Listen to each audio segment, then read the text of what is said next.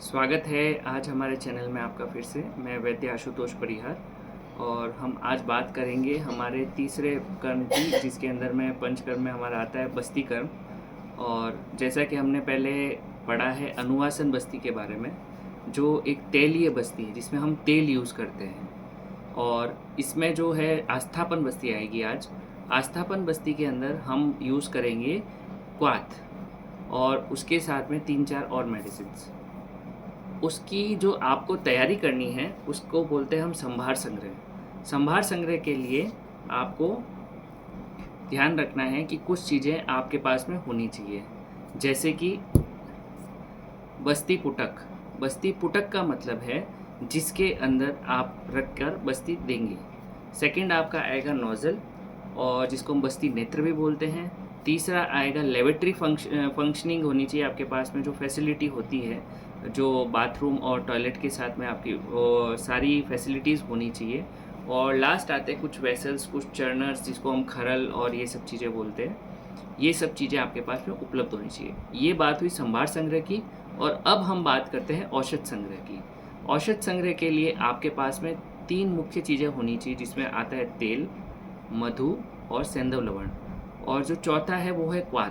क्वाथ हमने जो यूज़ करना है वो होगा रोग अनुसार। जो भी क्वाथ होगा, हमको डिकॉक्शन जिस तरीके से हम बनाते हैं आगे हम प्रैक्टिकल क्लासेस के अंदर में और बताएंगे उसके बारे में। तो आपको सबसे पहले काम करना है, एक खरल यंत्र लेना है।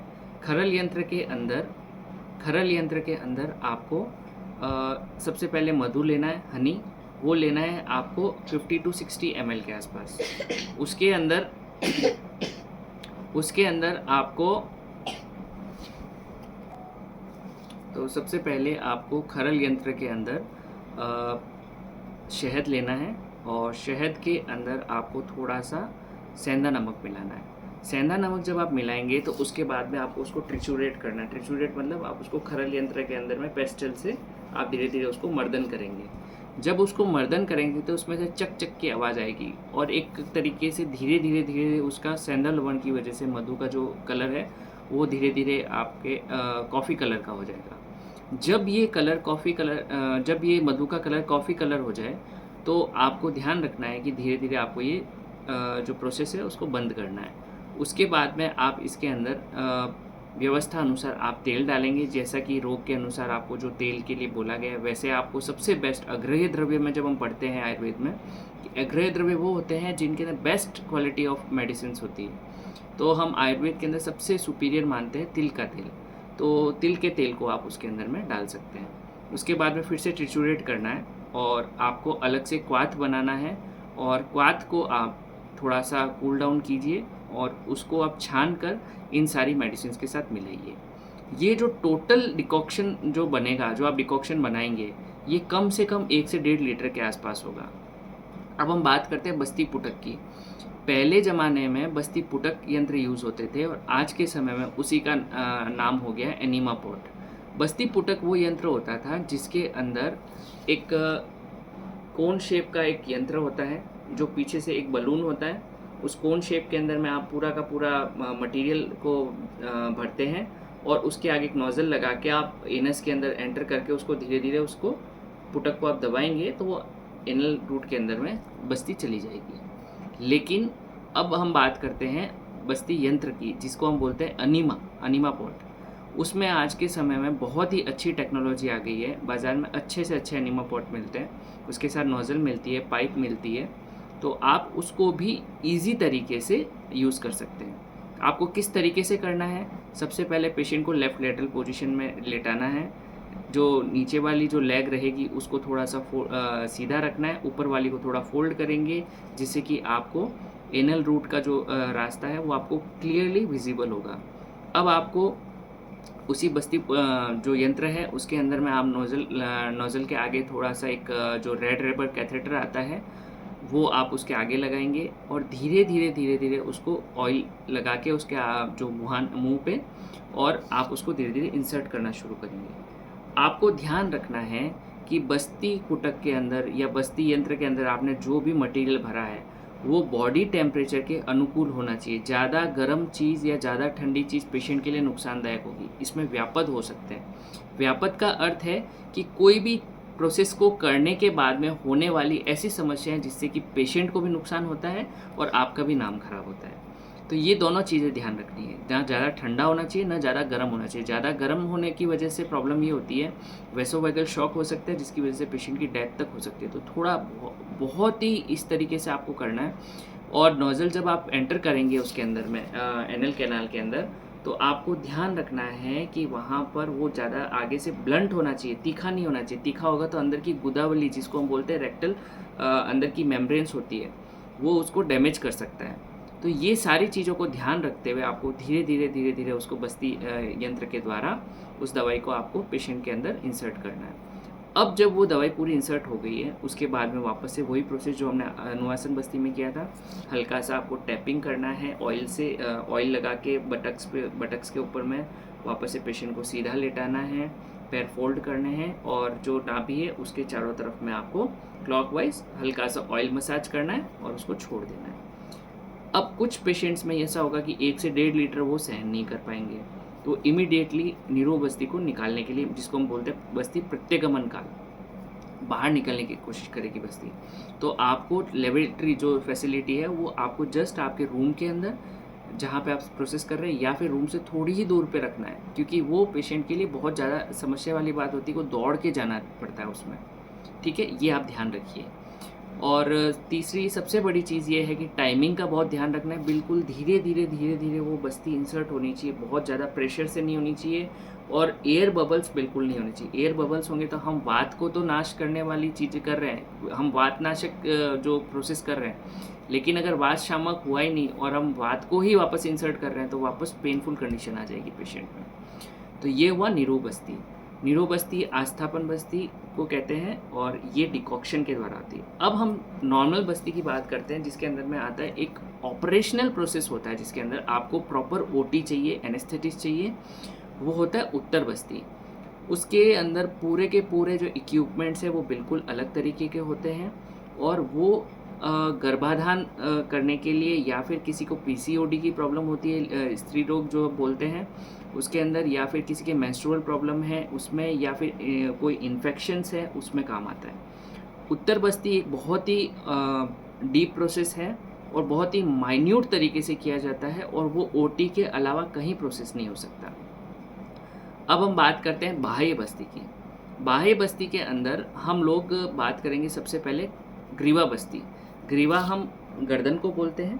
गर्दन में जो आपकी सर्वाइकल से लेके आपकी लंबार तक जो बोन्स होती है, उसके बीच में जो C1 से लेके C7 तक की बोन है उसको ग्रीवा बोला जाता है। जो ग्रीवा बस्ती है वो दी जाएगी एक आउटर तरीके से, जिसके अंदर में हम सबसे पहले आटे का एक घेरा बनाएंगे। उड़द का आटा यूज़ होता है, आप सब जानते हैं कि आटे की जो रोटी बनती है उस तरीके से आटे को गूँथा जाता है, थोड़ा सा सेमी सॉलिड रखा जाएगा, ज़्यादा लिक्विडिटी नहीं रहनी चाहिए उसमें, और उसको गूँथने के बाद में आपको ये शेप देना है, बिल्कुल ये वाला शेप देना है, अंडाकार शेप देना है और उसको वहाँ पे फिक्स करना है। जहाँ पे पेन है, जकड़न है या फिर कोई भी तरीके का क्रैम्प आया है वहाँ पे उसको फिक्स करेंगे। जो जॉइंट है जहाँ पेन है उसको बीच में रखना है, उसको रखना है बीच में। और उसके बाद में आप जो यूज़ करने वाले ऑयल्स हैं, जैसे कि हम नॉर्मली महानारायण तेल यूज़ करते हैं, महानारायण तेल को आप 150 to 200 ml ऑयल लेंगे, उस ऑयल को अच्छा सा गर्म करके थोड़ा सा जो हम बोलते हैं बॉडी टेम्परेचर के अनुसार रखेंगे और धीरे धीरे उस घेरे के अंदर इंसर्ट करेंगे। जब उस घेरे के अंदर में ऑयल आएगा तो आपको ध्यान रखना है कि कोई भी तरीके की लीकिंग नहीं होनी चाहिए। कोई भी तरीके की लीकिंग हुई तो वो ऑयल बाहर निकलेगा, वो उस जगह पे नहीं टिकेगा, एब्जॉर्प्शन पावर ख़त्म हो जाएगी उस जगह की। तो आपको क्या ध्यान रखना है ग्रीवा बस्ती में, पेशेंट सूटेबल कंडीशन में पहले लेटे, उसके बाद आप उसको चिपकाइए अच्छे से आटे को, घेरे को, उसके बाद में उसमें ऑयल इंसर्ट करना है। ये बाह्य बस्ती होती है। इसी तरीके से शिरो बस्ती होती है। शिरो बस्ती मतलब होता है, हेड होता है हमारा, इसको बोलते हैं शिरस। शिरस के चारों तरफ एक कैप आती है, पहले उस कैप को पैक किया जाता है, इतनी ऊंची आपकी कैप रहेगी, उस कैप को पैक किया जाता है चारों तरफ से पट्टी और आटे की मदद से, और उसके बाद में आप जब इस प्रोसेस को करते हैं तो उसके अंदर में ऑयल जो हमने जिस तरीके से ग्रीवा बस्ती के अंदर में ऑयल एक घेरे के अंदर भरा था, उसी तरीके से इस कैप में भरा जाता है। कम से कम 1 से 1.5 लीटर ऑयल आएगा। लेकिन शर्त यह है कि जिस पेशेंट को भी शिरोवस्ती लेनी है उसको सबसे पहले अपने सारे बाल हटवाने पड़ते हैं। जब ये स्कैल्प पूरा खाली होगा, बाल नहीं होंगे, तो ऑयल अच्छे से एब्जॉर्ब होगा। अब हम बात करते हैं कि एब्जॉर्प्शन क्या होता है। किसी भी जगह पे, जैसे हम बचपन से सुनते हैं कि क्रीम लगाने से इंसान गोरा होता है, वो एक सेकेंडरी बात है, लेकिन मॉइस्चर पैदा होता है स्किन के अंदर, आपकी स्किन की टोन ठीक होती है, ये सब चीज़ें ठीक होती हैं। तो इसमें आपको ध्यान रखना है कि जब ऑयल एक ही जगह पे रेगुलर 7 to 10 डेज तक आप उस घेरे में भरेंगे और उस ऑयल को बार बार गर्म ठंडा करके आप रखेंगे, तो ये चीज़ें ध्यान रखनी है कि आप एब्जॉर्प्शन लेवल पे काम कर रहे हो। मतलब कि स्किन से एब्जॉर्ब होगा, धीरे धीरे मसल्स तक पहुंचेगा, वो ही चीज़ बोन्स तक पहुंचेगी, और जिस जगह पे तेल का कार्य होता है वहाँ से वात का शमन हो जाता है। तो जो भी पेन, हमने सबसे पहले शुरुआत में देखा है कि जो भी पेन है बॉडी के अंदर, वो सारा का सारा वात दोष की वजह से। जहाँ वात दोष का प्रकोप होगा वहाँ पर पेन होगा।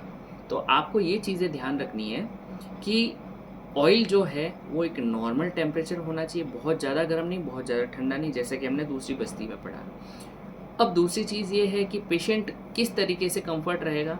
तो जब पेशेंट लेट रहा है ग्रीवा बस्ती में, तो आपको पेशेंट को इस तरीके से बेड पर लेटाना है। पेशेंट के हाथ इस तरीके से कर सकते हैं, इस तरीके से कर सकते हैं। जो पेशेंट 35 से 40 मिनट तक लेटेगा तो उसका कंफर्ट जोन बहुत ज़रूरी है, क्योंकि वो पहले से पेन में है, और आप अगर उसके कंफर्ट जोन का ध्यान नहीं रखेंगे तो ये प्रॉब्लम आ सकती है। अब नेक्स्ट आता है, जैसे शिरोवस्ती की हम बात कर रहे थे। शिरोवस्ती के अंदर में आपको एक चीज़ ध्यान रखनी है कि जब आप वस्ती कर रहे हैं तो बीच में हर 7 या 8 मिनट बाद आपको हर बस्ती के अंदर, बाह्य बस्ती के अंदर आपको ऑयल चेंज करना है। जैसे 35 मिनट में आप पूरा प्रोसेस करते हैं तो आपको कम से कम हर 5 मिनट मतलब 7 बार आपका ऑयल चेंज होगा। ओके, ऑयल चेंज का मतलब आप उसको वापस से उसी टेम्परेचर पे गर्म करेंगे और वापस से उसको इंसर्ट करेंगे, राइट। अब ग्रीवा बस्ती के बाद में हम बात करते हैं कशेरुक बस्ती की। हमारी जो बैकबोन है उसको कशेरुका बोला जाता है, उसकी कशेरुका मेरुदंड बोला जाता है, उसमें कशेरुक होती है। तो वर्टिब्रा को पूरे को कवर करने के लिए कम से कम आपके C7 से लेके L5 तक पूरा एक बड़ा सा घेरा बनाया जाता है आटे का, और उसके अंदर में ऑयल इंसर्ट किया जाता है। और सेम प्रोसेस है वही कि हर 5 मिनट बाद आपको ऑयल चेंज करना है, राइट। अब हमारा अगला आता है जिसके अंदर कशेरुक बस्ती हो गया।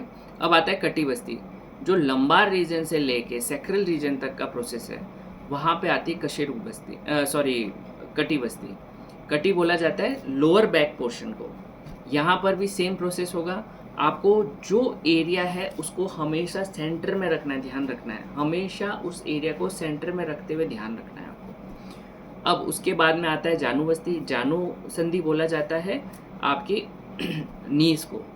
नीज को भी चारों तरफ से एक एक्चुअल में आज के समय में ये सारी चीज़ों को बहुत इजी कर दिया गया है। पहले ज़माने में तो आटे के घेरे बनाए जाते थे, आज के समय में हो गया हर एक बस्ती के लिए आपके पास अलग से यंत्र है। हर एक सांचा आता है जिसको आपको रखना है, उसके चारों तरफ अंदर की तरफ में आपको आटे का एक पैकिंग करना है, सिर्फ पैकिंग करनी है। अब पहले तो हम लोग करते थे एक बड़ा सा घेरा बनाते थे, लेकिन अब उसको सिर्फ अंदर से पैकिंग करना है, जिससे कि वो सांचा उस पर ठहर जाता है और आप आराम से कर सकते हो। इसी तरीके से नीज के ऊपर में भी आप इस सांचे से आप आराम से कर सकते हो। तो ये जितनी भी बस्ती है ये सारी वात शामक है, और आपकी बॉडी के अंदर में 2 तरीके के गुण पैदा करेगी। पहला होगा सैचुरेशन और दूसरा होगा एब्जॉर्प्शन। सैचुरेशन को बोलते हैं हम तर्पण, पूरा का पूरा तर्पण कर देगा, मतलब कि उसको एकदम सेटिस्फाइड कर देगा उस जॉइंट को जहाँ पे उसको साइनोवियल फ्लूइड की ज़रूरत है, जो कि बॉडी नेचुरल तरीके से नहीं बना पा रही है लुब्रिकेशन के लिए। सेकेंड आता है एब्जॉर्प्शन। एब्जॉर्प्शन भी उसी तरीके से है कि उस जगह की मार्दवता, मार्दवता का मतलब होता है, वर्ड मार्दवता का मतलब है कोमल कर देता है, उसको सॉफ्टनेस कर देता है, उसमें थोड़ा लचीलापन। आज के समय में क्या होता है, कोई भी जॉइंट है उसमें स्टिफनेस आती है तभी पेन होता है, क्योंकि वो अपने मूवमेंट को रिस्ट्रिक्ट कर लेता है। इंसान क्या करता है, जब चलता है एक घुटने पे पेन आता है तो दूसरे घुटने का ज़्यादा यूज़ करता है। जो पेन रिस्ट्रिक्ट कर रहा है उस जगह पे स्टिफनेस आना शुरू होती है। मसल्स के अंदर डिफॉर्मिटी आना शुरू होती है, क्योंकि वो प्रॉपर तरीके से वर्क नहीं कर रही है। तो आपको क्या ध्यान रखना है कि जब भी ये प्रोसेस करें, एक तो पहले पेशेंट को पूरा का पूरा टाइम देवें। ऐसा नहीं कि बीच के अंदर में लीकेज हो रहा है, आपने कुछ गड़बड़ कर दी। सेकेंड चीज़ आपको ध्यान रखनी है हमेशा कि ऑयल का टेम्परेचर इतना होना चाहिए कि वो एब्जॉर्प्शन हो, ना कि वो ठंडा रहे और आप एब्जॉर्ब नहीं कर पा रहे हो उसको। तो ये सारे के सारे वस्तीकर्म हैं। और लास्ट एंड फाइनल एक आता है अक्षि तर्पण। ये भी नेत्रबस्ती बोला जाता है इसको। जो पेशेंट्स, मैं आपको क्लियरली बता रहा हूँ और इसके प्रूवन रिजल्ट है, जो पेशेंट कोई भी तरह का वस्तीकर्म, चाहे नेत्र बस्ती है चाहे जानु बस्ती, कोई भी 21 दिन तक लगातार आप कोई भी वस्तीकर्म करते हैं तो 100% रिजल्ट मिलता है। और ये आप आजमाइए और ज़रूर करिए पेशेंट के लिए। अब नेत्र बस्ती की बात करते हैं, उसके लिए भी सांचे आते हैं, लेकिन आप उसको भी बना के, आटे का घेरा बना के आप आइस के चारों तरफ कर सकते हैं। चश्मे का आकार दे सकते हैं 2 आटे के घेरे बना के। उसके अंदर में हम यूज़ करेंगे घृतम। घृतम का मतलब होता है घी। उसमें आता है मेनली महात्रिफला और त्रिफला घृत। उसको एक नॉर्मल टेम्परेचर पे गर्म करके, देखिए आइस का मामला है तो यहाँ पे वो टेम्परेचर नहीं चलेगा जो आप नॉर्मल बस्ती में कर रहे हैं। तो एक नॉर्मल टेम्परेचर पे जो ये नेत्र बस्ती में घी यूज़ होगा, ये वाला जो घी है, इसके अंदर में आपको जहाँ तक घी के दाने ख़त्म हो जाए वहाँ तक ही गर्म करना है। एकदम उसको, जैसे हम बोलते हैं अपनी लैंग्वेज में, उसको उबाल नहीं देना है घी को। जैसे तेल को आप उबाल सकते हैं, थोड़ी देर बाद ठंडा करके नॉर्मल यूज़ कर सकते हैं, लेकिन घी को उबालना नहीं है। और जब आप आइज़ में डालें उस समय में पेशेंट की आइज़ को बंद रखें। आइज़ के चारों तरफ में जब घी आ जाएगा पैकिंग के अंदर, तो पेशेंट को बोलना है आपको 1 मिनट में आप 100 बार गिनती गिनेंगे और पेशेंट को बोलना है ब्लिंक करनी है आइज़ को। और ये प्रोसेस कम से कम 20 मिनट तक होता है। जब ये पेशेंट 21 दिन रेगुलर कराएंगे तो 3 चीज़ें बहुत इजीली सॉल्व हो जाएगी बॉडी की। सबसे पहले ड्राइनेस ऑफ आइज़, दूसरा उसकी आई साइट, और तीसरा सबसे बड़ा, आइज़ में कोई भी तरह का इन्फेक्शन होगा वो टोटली रिमूव हो सकता है, बशर्ते पेशेंट का लेंस नहीं होना चाहिए, पेशेंट सर्जरी नहीं करवा चुका हो। ध्यान रखिएगा, न लेंस होना चाहिए न सर्जरी हो। अगर सर्जरी एप्रेशिएशन है तो आपको ये चीज़ ध्यान रखनी है कि पहले वो अपने जिस डॉक्टर से सर्जरी कराई उससे एक सर्टिफिकेट लेके आए कि हाँ आप ये प्रोसेस करवा सकते हो। तो ये 3-4 चीज़ें आप ध्यान रखिए। और बस्तीकर्म में इतना ही था। नेक्स्ट हम पढ़ेंगे नस्यम। और नेक्स्ट क्लास के अंदर में आप एक चीज़ का ध्यान रखिएगा कि जो पहले का जितना भी आपको पढ़ाया हुआ है वो सारा का सारा आप नोट्स खुद बनाएं। ध्यान रखिएगा, जितना आप लिख के अपने पास रखेंगे वो ज़्यादा आपके लिए पूंजी का कार्य करेगा। Thank you.